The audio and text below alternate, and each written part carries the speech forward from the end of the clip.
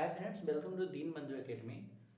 इस चैनल पे यहाँ पे लिखा है Shri maths, but Shri maths classes उसके लिए है जो एनसीईआरटी एग्जाम्पलर का सॉल्यूशन चाहते हो। अगर आप एनसीईआरटी एग्जाम्पलर का और आईआईटी एग्जाम के लिए 11th-12th का भी तैयारी करना चाहते हो, या फिर आईएमओ, आईओक्यूएम, इस सब के लिए श्री मैथ्स पे जाओ। वहाँ सिर्फ मैथ्स का कॉन्टेंट, हायर लेवल का कंटेंट पूरा देखने को मिलेगा। A to Z वहाँ पे सॉल्यूशन मिलेगा आपके पास। इस दीनबंधु एकेडमी पे हम देख रहे हैं, इस चैनल पे जो इस पे अभी आप कनेक्ट हो देख रहे हो, इस पे सिर्फ क्लास 10th का अभी पूरा क्लासेज आएगा, डेली आएगा, पर डे आएगा, थोड़ा ही सही लेकिन डेली आएगा अभी। और मैथ्स का वेल प्रिपरेशन होगा, बाकी 9th का भी आएगा, बट 9th का 1-2 दिन बाद आएगा, राइट। तो एनसीईआरटी मैथ्स का हम देखेंगे इस पे। आज डे 1 से स्टार्ट कर रहे हैं। इससे लास्ट वाला वीडियो मैंने डाला था, उसमें सिलेबस कवर किया था कि क्या क्या सिलेबस 8, 9, 10th का है। और आज मैं स्टार्ट करने जा रहा हूँ चैप्टर 1, एनसीईआरटी चैप्टर 1। टारगेट हमारा यही है, इस क्लासेस का मेन पर्पस यही होगा पूरा कि 2025 में जो आप एग्जाम होने वाला है 2025 में, उसमें 100 मार्क्स कैसे आएगा, मैथ्स में 100 में 100 कैसे आएगा। और ये मेरा एक्सपीरियंस बोल रहा है, मैं नहीं बोल रहा हूँ। अब तक जो मेरा रिजल्ट है उसके परफॉर्मेंस के बेसिस पे मैं आपको ऐसा बोल रहा हूँ, राइट। चैनल पे बिल्कुल बने रहना।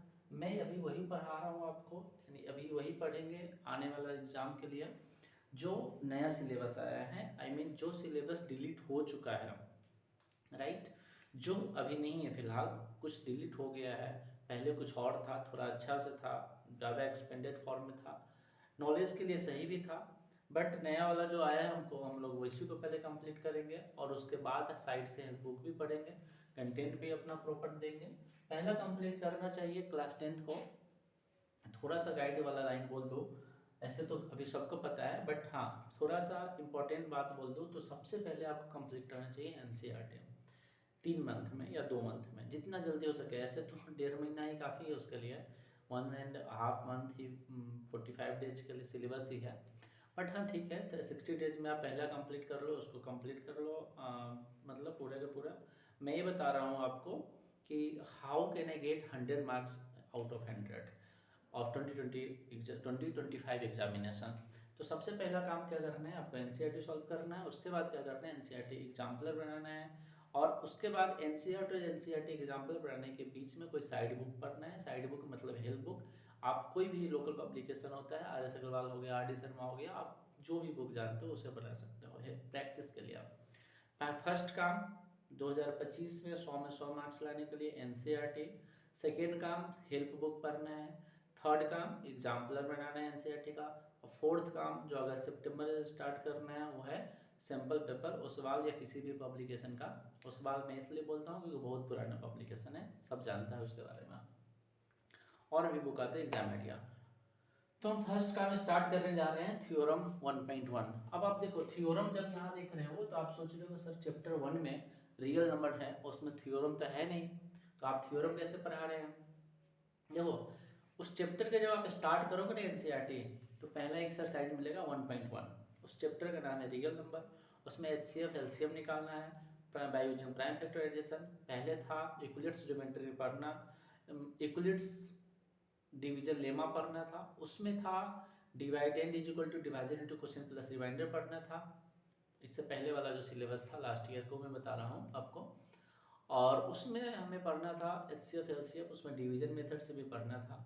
बट अभी जो नया बुक आया है उसमें डिवीजन मेथड से नहीं दिया हुआ है, राइट। तो जो दिया है वही हम लोग अभी पढ़ेंगे। तो थ्योरम उसमें एक दिया हुआ है एक्सरसाइज से ठीक पहले, अगर आप उसको ठीक से पढ़ोगे तो। मैं पूरा एक क्वेश्चन बनाया हूँ, कौन कौन क्या क्या उस चैप्टर में क्वेश्चन है पूरा लाया हूँ, उसको मैं पढ़ेंगे हम लोग।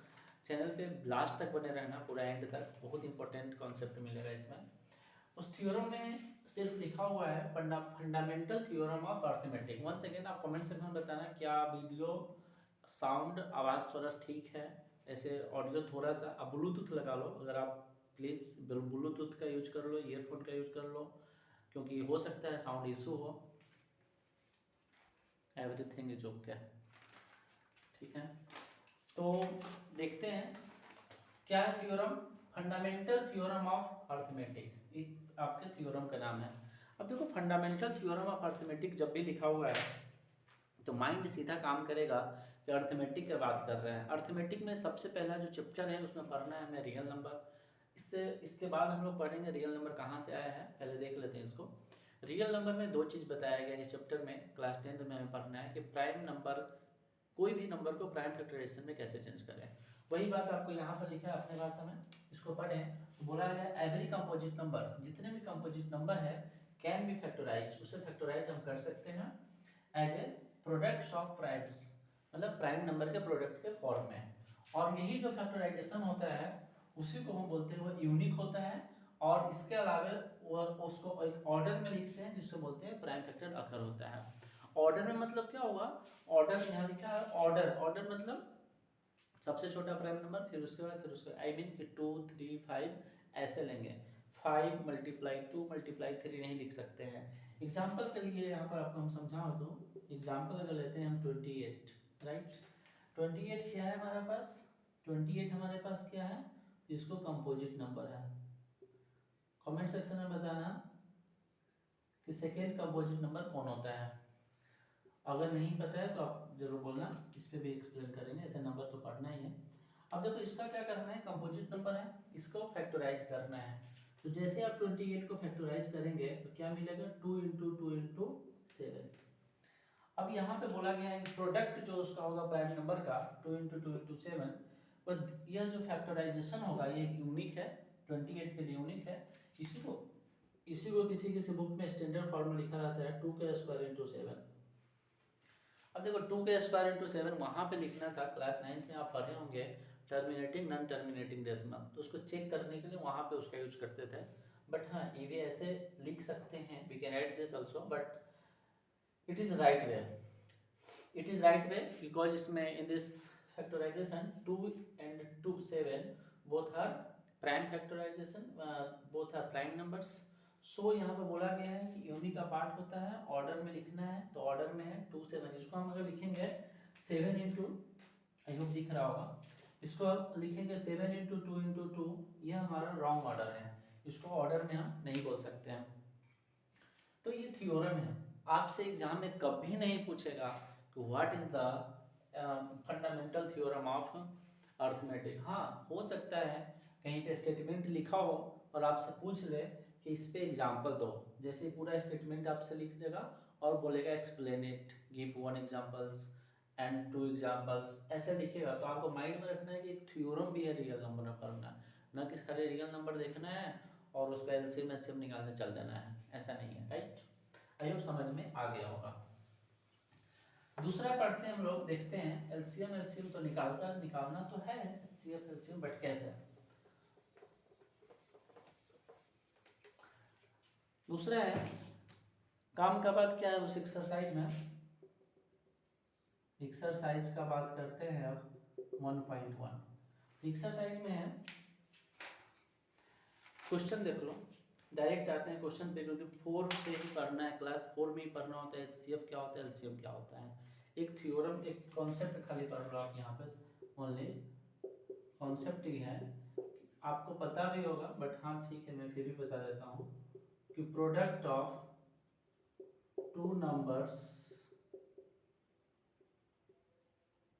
Is equal to HCF into LCM.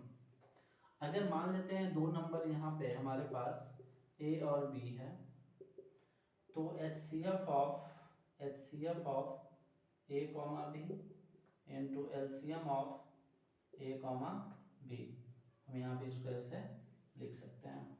इसका थोड़ा सा यूज है क्योंकि आपसे 2 नंबर दे देता है और एचसीएफ पूछ लेगा, एलसीएम दे देगा, 2 नंबर देगा, एचसीएफ पूछ लेगा, तो 4 में से कोई 3 देगा और एक पूछ लेगा। आई होप ये पता होगा आपको, पहले से ही पता होगा ये सब बात, ठीक है।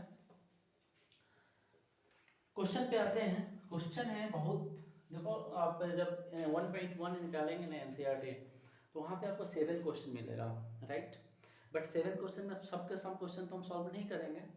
मुझे आज आपको जो क्वेश्चन प्रॉब्लम है आप कमेंट सेक्शन में क्वेश्चन नंबर डाल देना, मैं स्पेशल उसी का सॉल्यूशन बना दूंगा।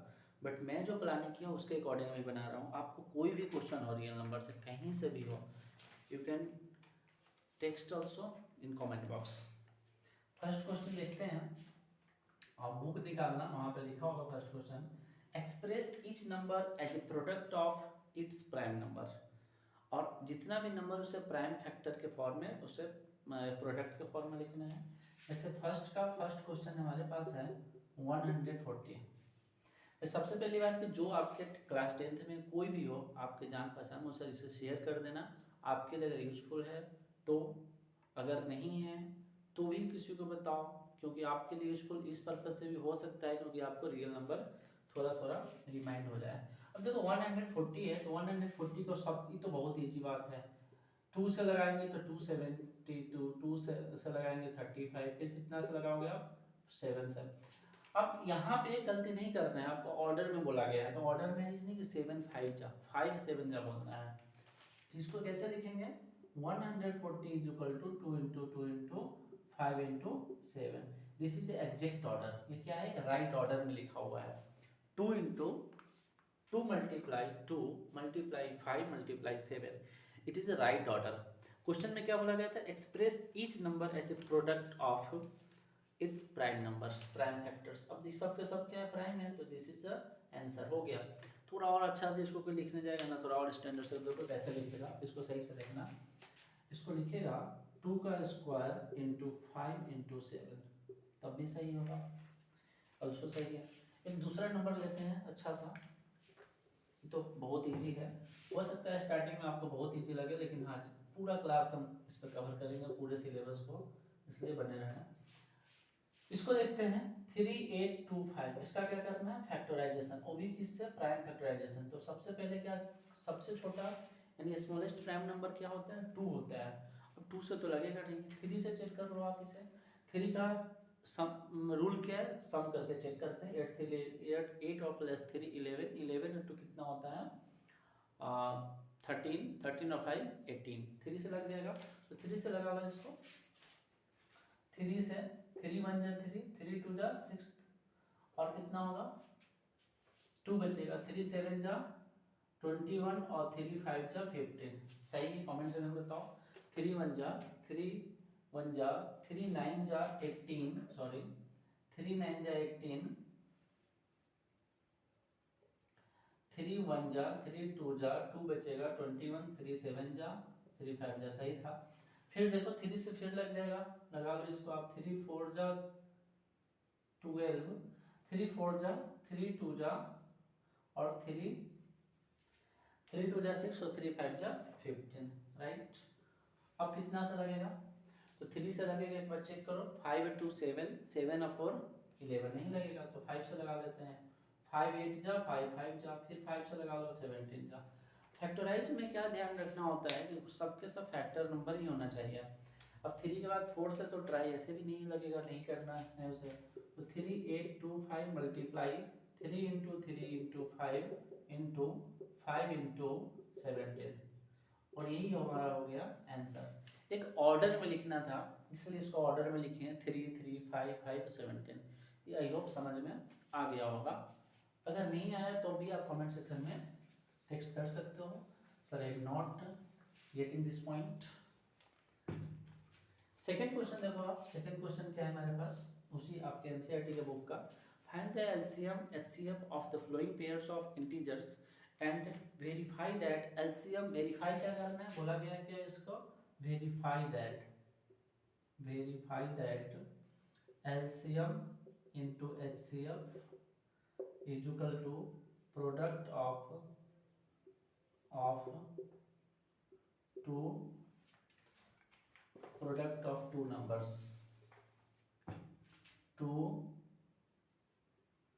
Numbers, right. ये हमें वेरीफाई करना है, और दे दिया है आपके पास 1 2 3 एनसीईआरटी के क्वेश्चन एक्सरसाइज 1.1 के क्वेश्चन नंबर 2 में 3 क्वेश्चन है, 1 2 3। हम एक क्वेश्चन समझा रहे हैं आपको, फर्स्ट क्वेश्चन, आपको बाकी 2 और 3 क्वेश्चन खुद से बनाना है, प्रैक्टिस करना है। अगर नहीं बनेगा तो फिर बताना है मुझे कि नहीं बन रहा है। 26 एंड 91, कुछ देर पहले एक फार्मूला यहाँ पे बढ़ाया था, a multiply b is equal to था, क्या था formula, a multiply b is equal to HCF into LCM. उसी फार्मूला पे इसको सॉल्व करना है। 1 मिनट, ठीक दिख रहा है, मैं सिर्फ ये देख रहा है ना यहाँ पे दिख रहा है कि नहीं, राइट। तो अब देख रहे हैं 26 और 91 है, तो इसको कैसे बनाते हैं। कुछ नहीं कर रहे हैं इसका, सबसे पहले प्राइम फैक्टराइजेशन कर लेना है। पहले आपको क्या करना है, एलसीएम निकालना है, उसके बाद एचसीएफ निकालना है।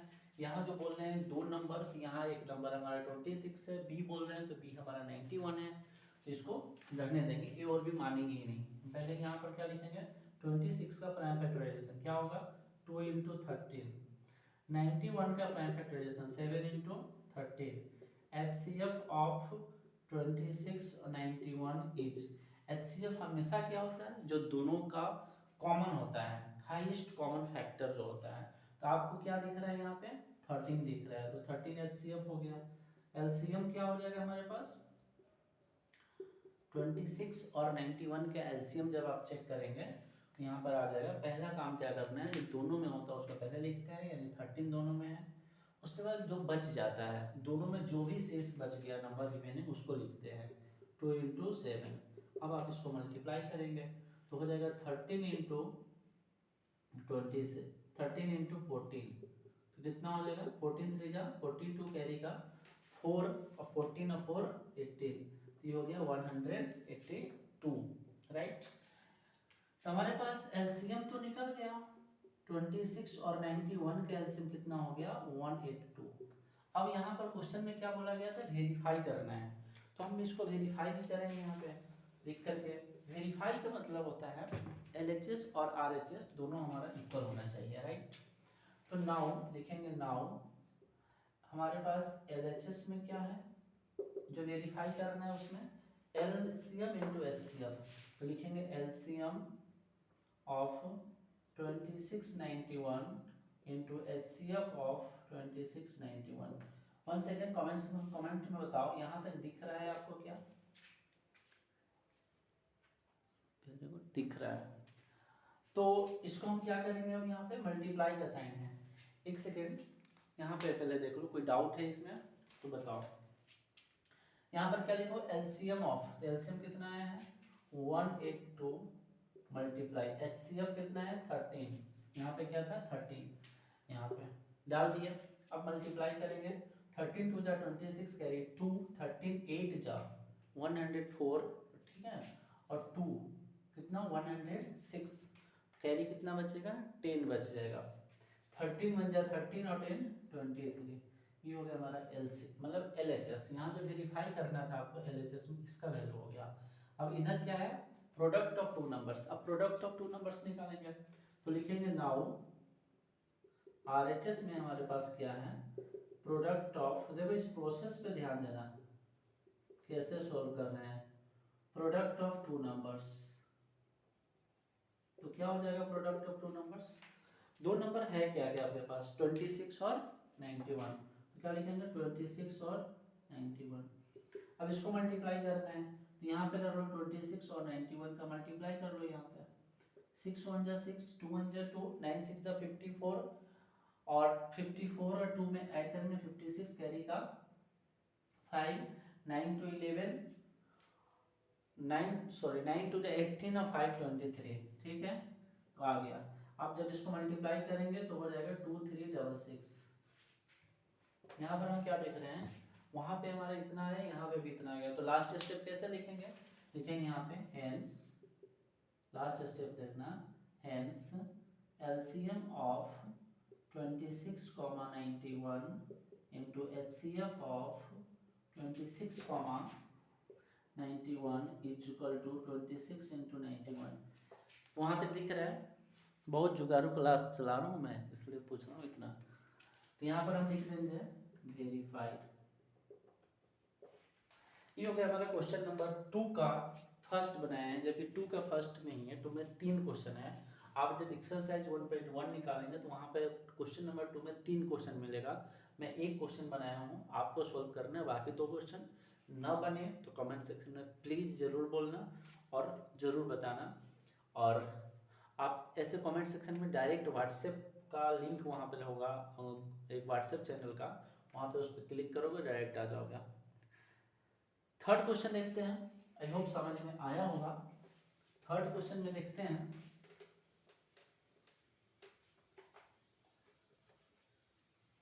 देखो मैथ्स बहुत ईजी है, ठीक है, और ये आपको बहुत ईजी वाला क्लास है, बहुत, क्योंकि स्टार्टिंग हो सकता है आप पढ़ लिए होंगे ये सब, लेकिन आपको बहुत कॉन्सेप्ट मिलेगा सोल्यूशन करने में, बाकी टीचर से भी थोड़ा अलग। जिसका पढ़ाई समझ में आता है वहाँ पे क्लास करो, लेकिन 3 दिन यहाँ पे जरूर क्लास करना, 3 दिन। Find the LCM and HCF of the flowing integers by applying prime factorisation. कहाँ पर लिखा है क्वेश्चन नंबर 3 में, find the LCM and HCF of the flowing integers by applying prime factorisation, question number 3 में लिखा हुआ है। और क्वेश्चन नंबर 3 में 3 क्वेश्चन है, ठीक है, 3 क्वेश्चन है। तो फर्स्ट क्वेश्चन हम बनाते हैं, 12 है, 15 है एंड 21 है, 3 क्वेश्चन है। इसमें से हम फर्स्ट क्वेश्चन बना रहे हैं। आपको अगर डाउट है तो कमेंट सेक्शन में डालो उस क्वेश्चन को, सर इसको भी सॉल्व करो, मैं उसका अलग वीडियो बनाऊंगा। तो इसका हमें निकालना क्या है, देखो LCM and HCF prime factorisation method से। तो पहले तो निकालेंगे 12 का, तो क्या लिखोगे आप, 2 × 2 × 3, फिर आप लिखोगे 15 का, तो 15 का क्या लिखोगे आप, 15 का लिखोगे 3 × 5। गलती से भी अगर इसको आप 5 × 3 लिख दिए तो गलत हो जाएगा, क्योंकि फर्स्ट थ्योरम यही बोलता है इसका, फंडामेंटल थ्योरम ऑफ अर्थमेटिक, कि जब भी हम किसी भी कंपोजिट नंबर का फैक्टराइजेशन लिखते हैं उसको एक ऑर्डर में लिखते हैं, यानी स्मॉलेस्ट पहले, आई मीन कि उसको असेंडिंग ऑर्डर में उसका फैक्टराइजेशन कभी लिखते हैं। तो 5 × 3 कभी नहीं लिख सकते हैं, इसको 3 × 5 लिखते हैं, छोटा छोटा बात है, ध्यान देना है। और 21 का देख लो, 21 में आप क्या लिखोगे, 3 × 7, 21, दोनों का दोनों प्राइम नंबर है इसमें। अब इसको क्या करना है, आपको लिखना है एचसीएफ पहले निकालना है, तो एचसीएफ निकाल लो, वो तो आपके अपना दिमाग के ऊपर है।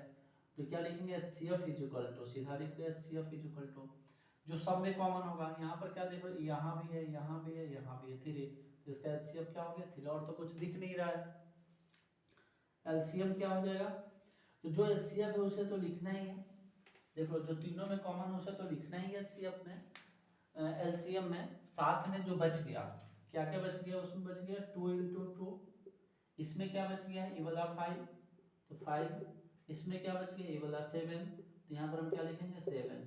अब इसको सॉल्व करेंगे, मल्टीप्लाई 3, अब इसको ठीक से करो मल्टीप्लाई, देखो कैसे मल्टीप्लाई करते हैं, 3 × 2 = 6, और ठीक है 6 × 7 = 42, 18 हो जाएगा, तो 420 यानी 420, इसका एलसीएम, तीनों का एलसीएम निकाल दिया, तीनों का HCF by using prime factorisation. Comment section में बताना प्लीज अगर नहीं समझ में आया तो। अब आते हैं क्वेश्चन नंबर 4 पे, राइट।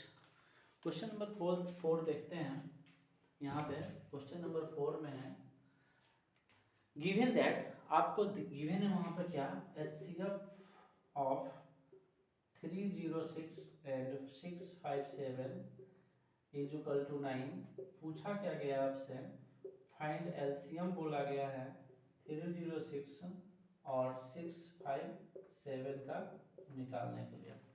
एक क्वेश्चन है, देखो इसको कैसे बनेगा, बहुत पहले ही बताए थे हम लोग पढ़े हैं कि a × b जो होता है उसका एचसीएफ और एलसीएम का प्रोडक्ट के इक्वल होता है, वो इसी पे ही बनेगा।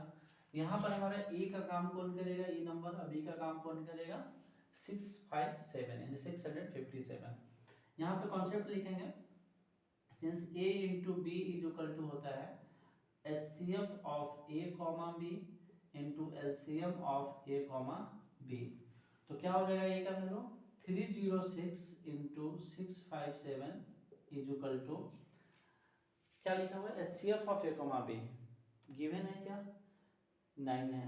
अब यहाँ पर एक स्टेप लिख लेंगे हम, ठीक है, HCF ऑफ a का वैल्यू हम क्या एज्यूम कर रहे हैं, यहाँ पे इसको ले रहे हैं 306 को, यहाँ पर लिखेंगे 306 कॉमा b किसको मानना है 657 को, और इनटू एलसीएम ऑफ a किसको माने हैं 306 को और 657 को, हो गया। वहां तक दिख रहा है, कमेंट सेक्शन में सही है। बहुत मुश्किल से क्लास, बहुत ठीक है, तो मतलब मेरा अपना प्रॉब्लम है, बट सिर्फ आपसे यही हेल्प है कि हाँ सेशन को बने रहना, शेयर कर देना, थोड़ा लाइक कर देना, ठीक लगे तो, कुछ समझ में आए तो, और एक बात नहीं समझ में आए उसे भी बोलना है, ठीक है। तो इसको करना क्या है हमें, देखो यहाँ पे बोला गया था एलसीएम निकाल, इसका वैल्यू निकालना है हमें, राइट। तो एलसीएम आपको नहीं पता है, यानी ये आपको फाइंड करना है, ये आपको क्या करना है, फाइंड करना है। इसका वैल्यू नहीं पता, इसका वैल्यू पता है कितना, तो 9, यहाँ पर क्या डाल दिया 9। इसको तो मल्टीप्लाई, अभी मल्टीप्लाई करना ही नहीं है, इसको पहले ही नहीं करना है, जैसे छोड़ दो थोड़ा देर के लिए, 1 सेकंड के लिए, 1 मिनट, एक स्टेप के लिए।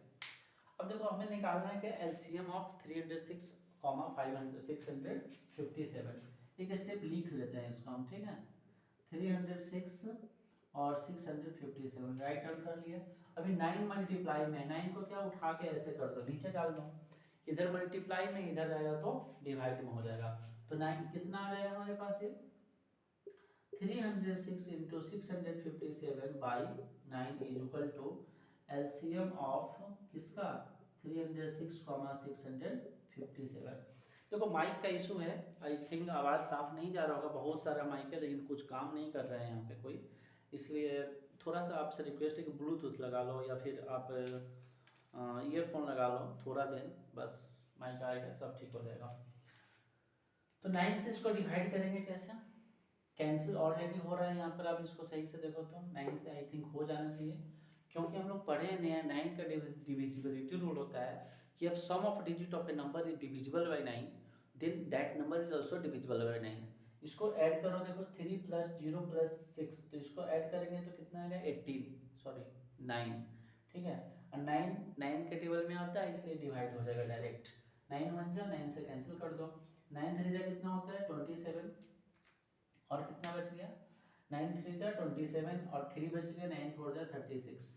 तो हमारे पास कितना आ गया 34 into 657 is equal to LCM of 306 into 657। तो अब जब इसको मल्टीप्लाई करेंगे हमारा आंसर आ जाएगा, हम इसको इधर लिख लेंगे, इसको उधर लिख लेंगे, ठीक है। मैथ का तो रूल है ना, इधर से उधर तो कर ही सकते हैं, बट आप ये नहीं बोलना कि सर प्लस माइनस हो जाएगा, जी नहीं, हम प्लस माइनस यहाँ नहीं चेंज होता है, क्यों, क्योंकि we can write this a is equal to b, we can also write this a b is equal to a। यहाँ पर साइन क्या चेंज होगा, अगर कहीं पर a is equal to b है, कहीं पर अगर a is equal to b है तो b is equal to a भी तो हो सकता है। अब यहाँ पे बोलेंगे प्लस माइनस चेंज हो जाएगा, कोई फायदा नहीं है बेतुका वाला। अब कोई फायदा क्यों नहीं है, अब देखो यहाँ पर ठीक है, आप बोलोगे सर देखिए माइनस भी माइनस है, तो माइनस से माइनस तो फिर कैंसिल हो गया ना, कोई फायदा नहीं हुआ, इसलिए हम यहाँ पे सिर्फ इसको क्या लिए हैं, इधर लिखे और इसको उधर लिखे हैं, यहाँ पे साइन चेंज नहीं होगा, मैं फिर बोल रहा हूँ, इस कॉन्सेप्ट को समझना है। अब इसको आराम से क्या करना है, आपको मल्टीप्लाई करना है, और मल्टीप्लाई करके आंसर जो होगा वही हमारा आंसर होगा। आई थिंक इतना तो जरूर आता होगा क्लास 10th में हो तो, ठीक है। तो ये हो गया आपका क्लास क्वेश्चन नंबर 4 हो गया। क्वेश्चन नंबर 5 देख लो क्या बोला गया है, check the question number 5 NCERT exercise 1.1 में क्वेश्चन नंबर 5। इसमें कहीं पे डाउट हो तो कमेंट में बताना, फिर से समझाया देंगे और समझा के देंगे, आप कमेंट में सिर्फ डाल दो क्वेश्चन नंबर, मैं बनाकर सोल्व करके अच्छा समझा दूंगा, ठीक है। बुक का नाम और क्वेश्चन नंबर 2 डाल देना।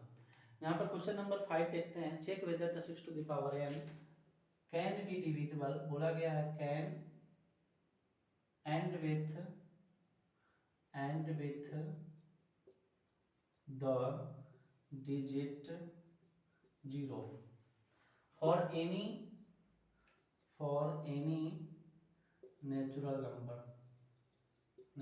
Number n। अब यहाँ पे आते हैं, बहुत ही अच्छा क्वेश्चन है आपके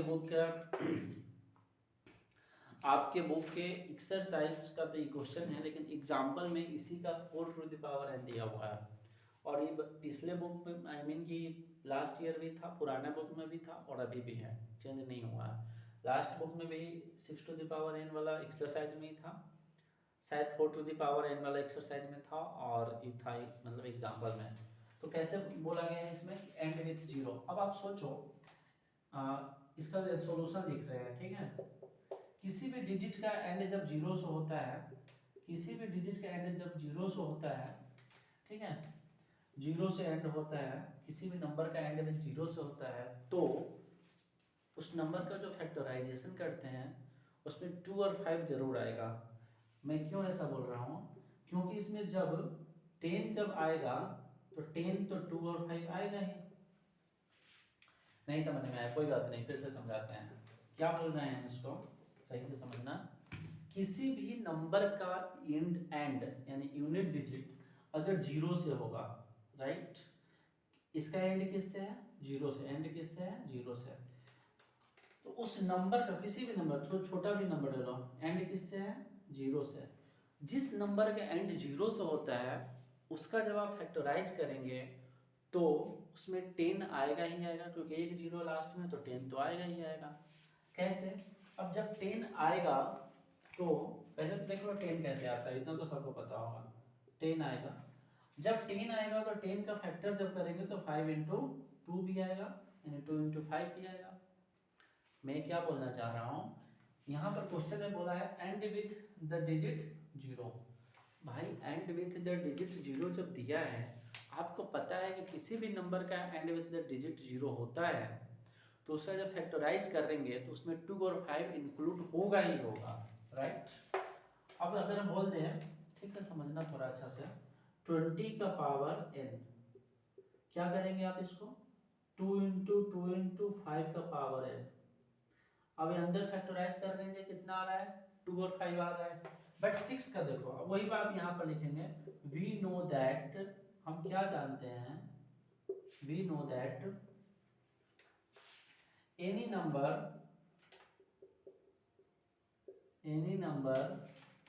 and with unit digit zero, it's factor include 2 and 5, क्या रखता है उसका, 2 and 5, but we have 6 to the power n where factor of 6 2 into 3, that is 2 into 3 का power n, it has no factor of 10। मैं देख रहा हूँ ना, लाइन यहाँ तक है तो दिख रहा होगा कि नहीं कैमरा में। देखो यहाँ पे ना एक बात समझना, पूरा का पूरा ये क्वेश्चन जो है ना वर्ड प्रॉब्लम है। वर्ड प्रॉब्लम है, इसका आंसर वर्ड में है, आंसर पूरा का पूरा वर्ड में देना है आपको। आप अपने लैंग्वेज में भी दे सकते हो, जरूरी नहीं है कि मैं जो लिखा हूँ वही दे आप, जरूरी नहीं, आपको सिर्फ समझना है, जितना अच्छा आप लिख सकते हो उतना सही होता है, नहीं है। इसलिए यहाँ पर हम क्या लिखेंगे, इसके बाद हेंस, क्या पूछा गया था, can end with the digit, hence लिखेंगे, hence 6 to the power 1 n can not end with the digit 0 for any value of n। इसमें बोला गया है किसी भी नंबर का अगर यूनिट डिजिट वंस प्लेस अगर जीरो होता है, बहुत अच्छा से समझना क्वेश्चन को, किसी भी नंबर का एंड डिजिट यदि जीरो होता है तो उसको फैक्टर करेंगे तो उसका 2 और 5 उसमें आएगा ही आएगा। बट 6 के केस में देखेंगे, 6 to the power n के केस में देखेंगे तो इसमें 2 और 5 कहीं से नहीं आता है। 6 का फैक्टर 2 और 3 होता है, प्लीज़ समझना। 6 का फैक्टर यहाँ पर वहाँ से इसलिए नहीं बोल रहा हूँ अभी ना, मतलब कि आवाज़ नहीं जाएगा साफ से, इसलिए मैं बार बार बोल रहा हूँ, वहाँ पर माइक का इशू है। तो 6 का जब फैक्टर करेंगे 2 इंटू 3 होगा, 2 इंटू 3 होगा, तो 2 इंटू 3 में कहीं से भी 5 और 10 नहीं आने वाला है, इसलिए आप बोलेंगे कि 6 to the power n में n का कोई भी ऐसा वैल्यू नहीं है जिसके लिए इसका एंड डिजिट यानी एंड जो है जीरो से हो। यही इसके पीछे लॉजिक है। कहीं कहीं किसी किसी बुक में इसको ऐसे भी सॉल्व किया रहता है कि आपको n का वैल्यू मान लेता है 1 2 3 4 5 और वहाँ पर डालेंगे तो एंड नहीं आएगा, that's also right.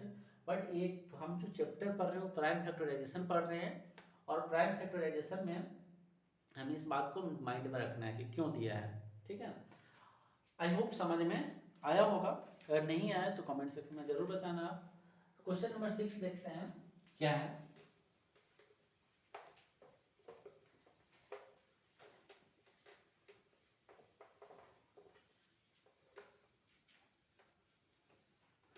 Question number 6 है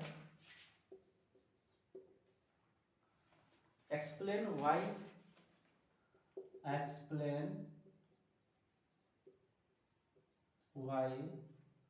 7 into 11 into 13 plus 13 and 7 into 6 into 5 into 4 into 3 into 2 into 1 plus 5 are composite numbers।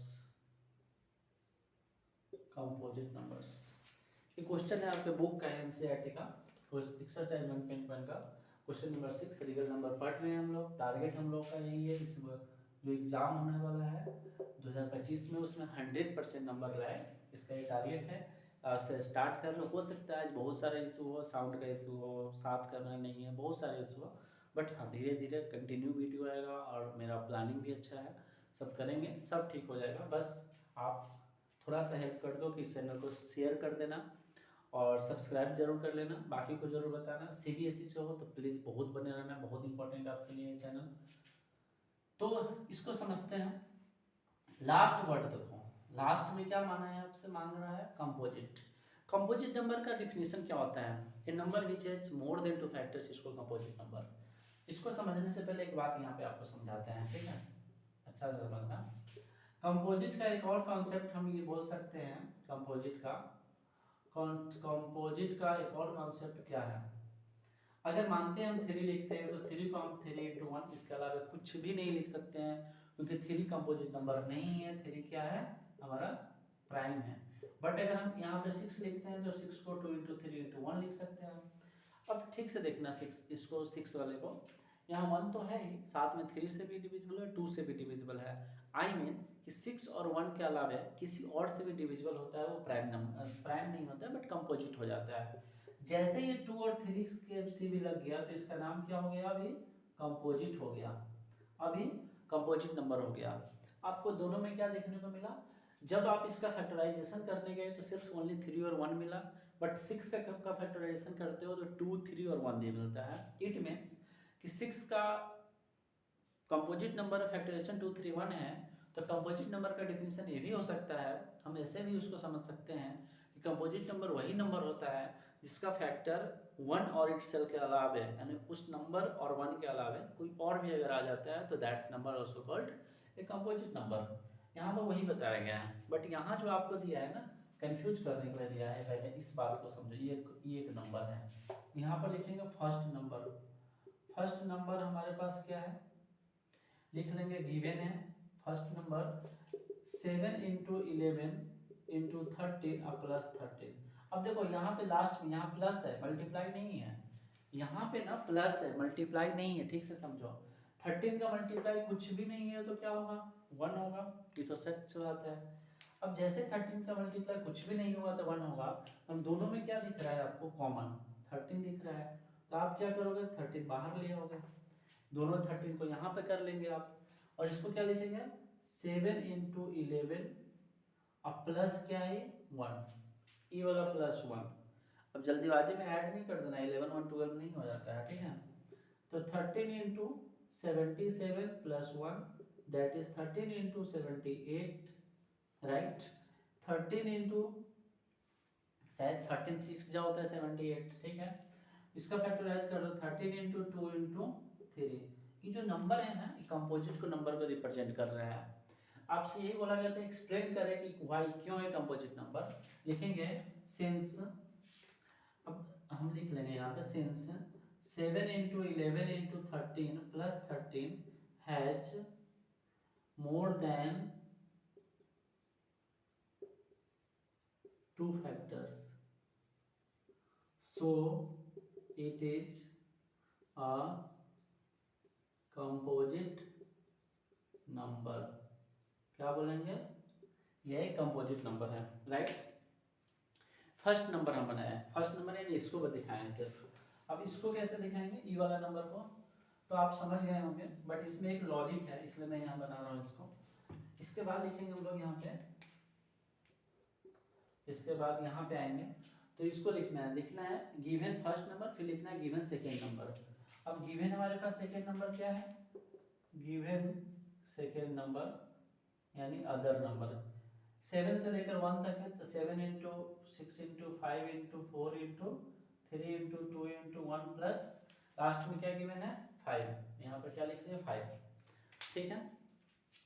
अब देखो 5 यहाँ भी है 5 यहाँ भी है, दोनों में है, बट यहाँ क्या किसका साइन है, प्लस का साइन है। तो हम क्या कर लेंगे, इसको ठीक से समझना, यहाँ पर लिखेंगे 5 बाहर आ जाएगा, ये दोनों 5 यहाँ पे आ गए, यहाँ पर से ये बच गया और इतना बच गया, लिखेंगे 7 into 6 into 4 into 3 into 2 into 1, अब प्लस, यहाँ कुछ नहीं बचेगा तो क्या बचेगा 1, यहाँ पे कुछ नहीं बचेगा तो क्या बचेगा 1। अब देखो ब्रैकेट के लिए नहीं बोल देना कि पहले स्मॉल ब्रैकेट लेंगे, नहीं, ये कोई रूल नहीं होता है, वहाँ पर हम कॉमन ब्रैकेट ही लें, मीडियम ब्रैकेट भी आप ले सकते हो और स्क्वायर बॉक्स ऑफ ब्रैकेट भी ले सकते हो, जो आपको इजी लगे वो कर सकते हो, ठीक है। 5 इंटू क्या हो जाएगा, इसको थोड़ा सोल्व करो अच्छा सा, देखो कैसे सोल्व करते हैं इसको हम, इसमें शायद कोई मिसिंग है, नहीं कोई मिसिंग, 5 तो यहाँ आ गया, 3 टू द 6, 6 4 द 24, 24 6 जा लिखना है, और या फिर 24 का 42 से मल्टीप्लाई कर दो, 6 7 जा 42, 4 टू द 8, ठीक है, 2 टू द 4, 2 टू द 4, 4 4 जा 16, 16 सॉरी 4 4 जा 16 और 4 20, कैरी 2, 4 टू द 8 2 10 यानी 1008 प्लस 1, राइट, मल्टीप्लाई सही, एक बार चेक कर लो आप इसे, 4 to the 8, 2 to the 4, 4 to the 16, 4 20 carry 2, 4 to the 8 to 10, सही है।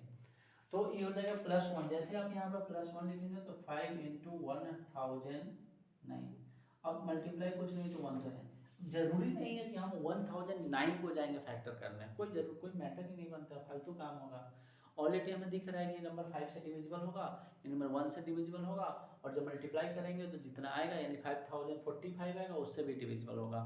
आराम से इसको लिख लेंगे, इट हैज, सीधा लिख लेंगे, it has more than 2 factor, more than 2 factors, 2 factors, so it is अ, कौन नंबर होगा, कंपोजिट नंबर, कंपोजिट नंबर। अब लास्ट में लिखना है तो लिख दो कि वेरीफाइड। कमेंट में बताओ दिख रहा है साफ साफ क्लियरली, आई होप दिख रहा होगा। एक लास्ट क्वेश्चन है, question number 7, there is sir, अब 7 नंबर क्वेश्चन आपके बुक में है क्वेश्चन, एक बार इसको पॉज करके ना इसको स्क्रीनशॉट ले लेना, और उसके बाद जो बनाए हैं उसके बाद आप कमेंट में बताना समझ में आया कि नहीं। क्वेश्चन नंबर 7 देखो क्या है, आपके बुक में क्वेश्चन नंबर 7 है, तो मैं 7 लिखूंगा नहीं तो वर्ड प्रॉब्लम है, मैं ऐसे ही रफली लिख रहा हूँ थोड़ा थोड़ा, जो इंपॉर्टेंट बात है उसमें, इंपॉर्टेंट बात है उसमें, क्वेश्चन क्या है उसको समझ लेते हैं। There is a circular path है, वहाँ पर एक सर्कुलर पाथ है अराउंड ए स्पोर्ट्स फील्ड के अराउंड, मान लेते हैं यहाँ पे क्वेश्चन नंबर 7, एक स्पोर्ट्स फील्ड है, यहाँ पर मान लेते हैं कि क्या है हमारे पास स्पोर्ट्स फील्ड है, और इसके अराउंड एक सर्कुलर पाथ है, दो पर्सन है, एक का नाम है, क्या नाम था, Sonia takes 18 minutes to drive 1 round of the field, 18 minutes लेती है, और वहीं पर Ravi takes 12 minutes for the same, suppose they both start at the same point, मान लेना है कि दोनों एक ही पॉइंट से स्टार्ट करते हैं राउंड करना, और एट द सेम टाइम पे, एक ही समय पे, go in the same direction, after how many minutes will the meet again at the starting point. कहते हैं अब कितने मिनट के बाद, जब सेम टाइम पे सेम पोजीशन से स्टार्ट करता है, तो दो पर्सन है कि सोनिया जो कितना टाइम लेती है कंप्लीट रिवॉल्यूशन में, उसका गिवन है 18 मिनट्स, यहाँ पर लिख लेते हैं 18 मिनट्स। एक है रवि जो ले रहा है कितना, शायद कहीं था लिखा हुआ 12 मिनट्स, कहाँ था 12 मिनट्स, 12 मिनट्स। देखो कभी भी इस टाइप का क्वेश्चन हो, जैसे कि बेल है, चारों घंटी है, 2-2 सेकंड पे बज रहा है, एक 2 सेकंड के बाद, एक 4 सेकंड के बाद, एक 5 सेकंड के बाद, अब कितना सेकंड के बाद एक साथ कभी भी इस टाइप का जब क्वेश्चन होगा ना वर्ड प्रॉब्लम में, बहुत 6 क्लास में वैसे ही पढ़ना था ये सब। अगर आपसे मुतल्ला सैनिक स्कूल इस पर तैयारी को कम्पिटेटिव एग्जाम को, तो वहाँ पढ़ना था इस क्वेश्चन को। उसमें हम लोग सिंपल दिमाग में हमेशा बैठा हुआ एलसीएम निकालते हैं, बात हो गया खत्म। देखो मैथ्स में वही अच्छा क्रैक कर पाता है, नंबर ला पाता है जो कॉन्सेप्ट पे काम करता है, कॉन्सेप्ट देखता है। हमें ज़रूर नहीं है, ऐसे ज़रूरी से एक बात याद आया कि इसका ना मतलब ये जो चैप्टर पढ़ रहे हैं हम लोग रियल नंबर, तो इसका एक हिस्ट्री का नाम था, हम लिख लिए ऐसे, हम मुझे भी पता नहीं था, नाम लिख लिए थे कि रियल नंबर जो कॉन्सेप्ट दिया था, रियल नंबर का जो कॉन्सेप्ट दिए थे एचसीएफ एंड एलसीएम का कॉन्सेप्ट जो दिए थे, उनका नाम था, उनका नाम है कार्ल। अब देखो ये कभी भी एग्जाम में थोड़ी आने वाला है, ऐसे ही मैं आपको बता दिया हूँ, ऐसे आपके बुक में भी है, कार्ल फ्रेडरिच गॉस।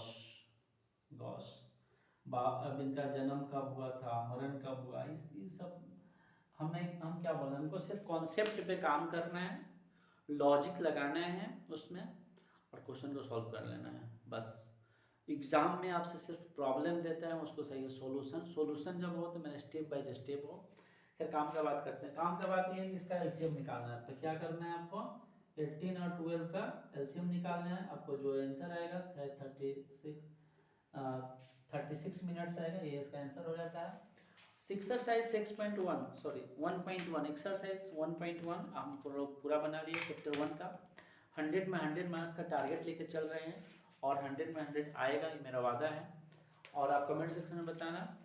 देखो रात का बहुत टाइम हो रहा है, फिर भी हम दिन भर तो ऑफलाइन पे बिजी रहते हैं, बट हाँ नाइट में डेली बनाएंगे क्लासेस, जो आगे किए हैं बहुत कुछ चेंजिंग की है। ये चैनल सिर्फ इसलिए है क्योंकि एनसीईआरटी एग्जाम्पलर का solution, IIT exam 11th 12th और आईओक्यूएम आईएमओ इसका उस पर वीडियोज क्लास आ जाएगा। आई होप पूरा क्लासेस समझ में आया होगा। नेक्स्ट क्लास में हम लोग देखेंगे 1.2 किसी भी इरेशनल नंबर को कैसे प्रूफ करते हैं, √5 कैसे इरेशनल नंबर होता है उसको देखेंगे। उसमें मात्र 3-4 क्वेश्चन है नए वाले एनसीईआरटी में। आफ्टर दैट हम लोग देखेंगे चैप्टर 2 पढ़ेंगे और 3 महीना तो बहुत हो गया, मतलब 2 महीना में सिलेबस कंप्लीट हो जाएगा। ठीक है, अब जितना एक्सरसाइज है ना उतना आप काउंट कर लेना, बस उतना में एनसीईआरटी उतना कंप्लीट हो जाएगा। सो थैंक यू। आप बहुत टेक केयर कर रहे हैं अपने खुद को, बहुत ध्यान में रखना, बहुत केयर करना please. So thank you everyone, take care.